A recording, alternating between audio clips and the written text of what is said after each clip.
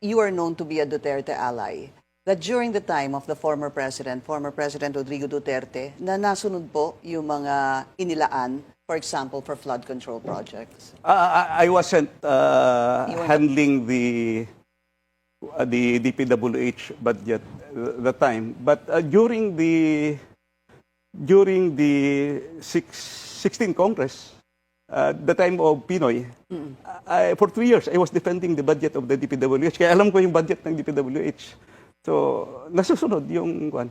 Yung kay former President Duterte, I would say nasunod naman because wala naman akong nakitang baha masyado na malalaki during the time.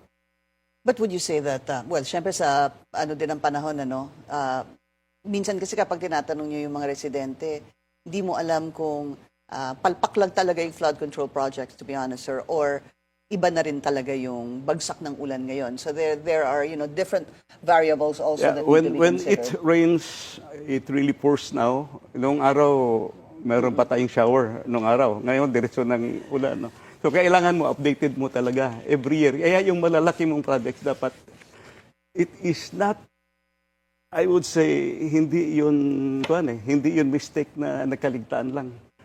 It is an error of judgment na nawala yung budget ng malalaking flood control. Error of judgment na sinadya? Katangahan or kabubuhan or whatsoever. That's why I want them to explain. What is the reason why you chop-chop? Bakit yung chop-chop yung malalaki nilipat? As much as possible, I want to explain. And who can answer that? Who's supposed to answer that? The House Appropriations Committee The chairman of the Appropriations Committee. In the 19th Congress. In the 19th Congress. Congressman Zaldico. Congressman Zaldico. And possibly the vice chairman, yung pumalit sa kanya, naging chairman din. Yeah.